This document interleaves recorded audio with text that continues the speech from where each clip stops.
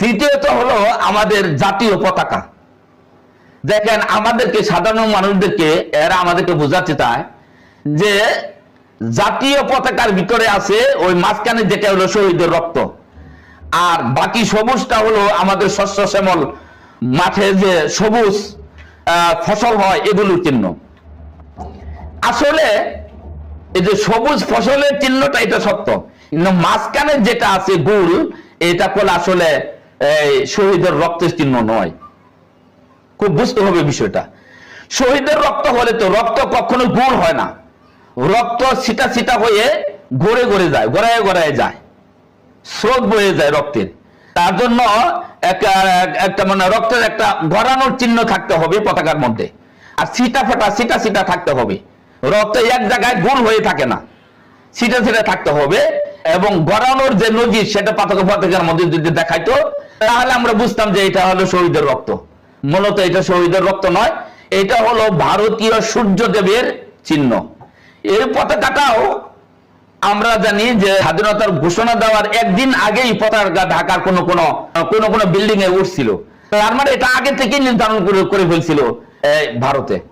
আমাদের জাতীয় পতাকা কি হবে এটাও তারা নির্ধারণ করছিল।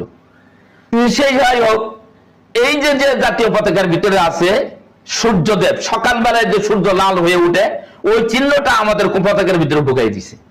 তাহলে এই পতাকাকে নিয়ে আমরা যে সম্মান জানাই, দাঁড়াইয়া সম্মান জানাই, তাহলে আমরা মূলত পতাকাকে জানাচ্ছি না, জানাচ্ছি কাকে? সূর্যদেবকে। দেখেন, জাতীয় পতাকার মধ্যে মাঝখানের যে এটা সূর্য, এটা আমার কথা নয়, এটা যে সূর্যদেব এটা আমার কথা নাই, আমাদের দেশের একটি গানের মধ্যে তা স্পষ্ট হয়েছে। খুব খেয়াল করে দেখেন, একটা প্রচলিত গান যে গানের মধ্যে উল্লেখিত হয়েছে, এক নদী রক্ত পেরিয়ে বাংলার আকাশে রক্তিম সূর্য আনলে যারা, তোমাদের ঋণ কোনদিন শোধ হবে না।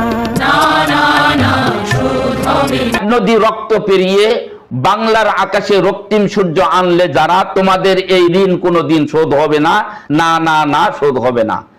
তাহলে এই যে গানটি বাংলার আকাশে রক্তিম সূর্য, তাহলে এই যে লাল সূর্যটা রক্তের চিহ্নিত যে সূর্যের যে অংশটা সকালবেলায় যেটা উদিত হয় যখন, সেই সূর্যের লাল অংশটাকে এই মুক্তিযোদ্ধারা যুদ্ধ করে আমাদের সাথে নিয়ে আসছে। এই গানের মধ্যে তাই বোঝাচ্ছে। অথচ এই কথাটা মোটেও ঠিক নয়। মুক্তিযোদ্ধারা যুদ্ধ করছে হিন্দুদের সূর্যদেবকে আনার জন্য নয়। বর্তমানে যারা মুক্তিযোদ্ধা জীবিত আছে তাদেরকে জিজ্ঞাসা করেন যে আপনারা কি ভারতের সেই রক্তিম সূর্যকে এদেশে আনার জন্য কি আপনারা রক্ত দিয়েছেন? তারা সাথে সাথে না করবো, অসম্ভব। তা দেবো কেন? আমরা দেশের জন্য রক্ত দিয়েছি, দেশের জন্য আমরা আমাদের রক্ত আমরা দিয়েছি। কিন্তু এই গানের মধ্যে বলা হয়েছে বাংলার আকাশে রক্তিম সূর্য আনলে যারা, তোমাদের এই ঋণ কোনোদিন শোধ হবে না, না না না শোধ হবে না। দেখছেন, এই গানের মাধ্যমে প্রমাণিত হয় যে এইটা হলো সূর্যদেব, যে মাঝখানে যে পতাকার মাঝখানে যেটা দেখি সূর্যদেব। এই যে ধরেন এখানে সূর্যদেব বাদ দিলেন, দিয়ে যদি এখানে শহীদের রক্তের চিহ্নও দেন, এটাও শিরক হবে। কারণ শহীদের রক্তকে সম্মান জানানোর পদ্ধতিটাও শিরক। এটা বিজাতীয় ধ্যান ধারণা, বিজাতীয় সংস্কৃতি।